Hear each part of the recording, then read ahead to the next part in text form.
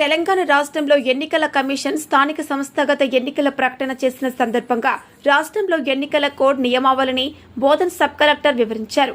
రాష్ట్రంలో ఎన్నికల షెడ్యూల్ ప్రకటించిన వెంటనే ఎంసీసీ అమల్లోకి వచ్చిందని, ఎన్నికల ప్రక్రియ ముగిసే వరకు అమల్లో ఉంటుందని, కావున ప్రజాప్రతినిధులు, పార్టీల నాయకులు ర్యాలీలు, బహుళ సభలు, ప్రకటనలు, పోస్టర్లు వేయడం వంటివి నియంత్రించుకోవాలని, అప్రజకమైన బహిరంగ ప్రమాణాలు ఇవ్వటం మానుకోవాలని తెలిపారు. ప్రతి ఒక్కరూ ఎన్నికల నిబంధనలు పాటించాలని తెలుపుతూ ఎన్నికల నియమావళిని ఉల్లంఘించరాదని తెలిపారు. సో అందరికీ నమస్కారం. ఇప్పుడు ఈ పంచాయత్ ఎలక్షన్స్ కోసం ఆల్రెడీ అనౌన్స్మెంట్ చేయడం జరిగింది బై స్టేట్ ఎలక్షన్ కమిషన్.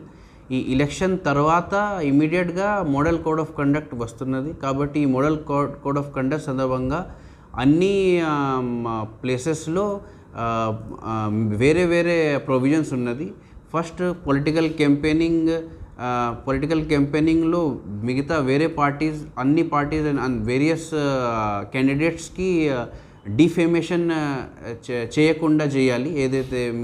ఏదైతే పొలిటికల్ పార్టీస్ అని రిలీజ్ చేస్తున్నారు. అదేవిధంగా పబ్లిక్ ప్లేసెస్లో మొత్తం పొలిటికల్ లీడర్స్ అండ్ పార్టీస్ సంబంధించి ఏదైతే పోస్టర్స్ ఉందో అది కూడా తీయడం జరిగింది. ఇది అనౌన్స్మెంట్ తర్వాత మోడల్ కోడ్ ఆఫ్ కండక్ట్ వచ్చింది కాబట్టి అన్ని ఎంపీడీఓస్ అండ్ వాళ్ళు మండలాలు చేస్తున్నారు. అదేవిధంగా ఈ కోడ్ ఆఫ్ కండక్ట్లో న్యూ ప్రోగ్రామ్స్ కోసం కూడా అన్ని new programmes and new schemes ఆపడం జరిగింది. ఓన్లీ ఏదైతే ఇప్పటిదాకా నడుస్తుంది అదే దాట్ విల్ కంటిన్యూ. మిగతా కొత్త ప్రోగ్రామ్స్ అండ్ కొత్త స్కీమ్స్కి అవకాశం లేదు ఈ మోడల్ కోడ్ ఆఫ్ కండక్ట్లో.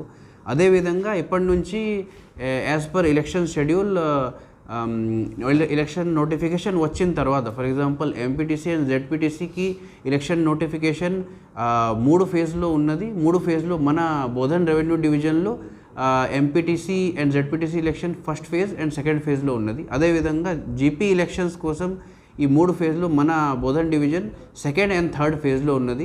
ఆ నోటిఫికేషన్ కూడా అక్టోబర్లో వస్తుంది. 9th అక్టోబర్లో ఎంపీటీసీ అండ్ జెడ్పీటీసీ నోటిఫికేషన్ వస్తుంది.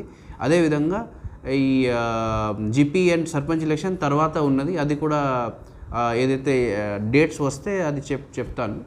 అండ్ ఈ నోటిఫికేషన్ తర్వాత నోటిఫికేషన్ నుంచి 3 రోజుల కోసం నామినేషన్ తీసుకోవడం జరిగింది. ఫర్ ఎంపీటీసీ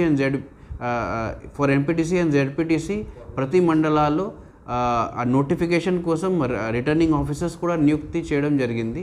ఆ రిటర్నింగ్ ఆఫీసర్ ఆ 3 రోజులు నామినేషన్ తీసుకుంటారు. తర్వాత polling day and all withdrawal of nomination, scrutiny of nomination, final list of contesting candidates, తర్వాత పోల్ డే, తర్వాత కౌంటింగ్, ఇవన్నీకి షెడ్యూల్ ఇప్పుడు వాళ్ళు రిలీజ్ చేశారు స్టేట్ ఎలక్షన్ కమిషన్. అది నేను మీ ప్రెస్ గ్రూప్లో కూడా పెడుతున్నా అఫీషియల్ నోటిఫికేషన్.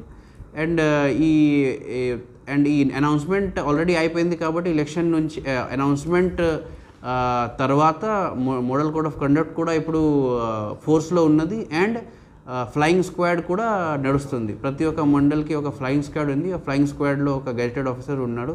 వాళ్ళు ఎంసీసీ వైలేషన్ చూస్తున్నారు అండ్ రిపోర్ట్ చేస్తున్నారు. ఆ విధంగా ప్రయాసం చేయడం జరిగింది. Thank you.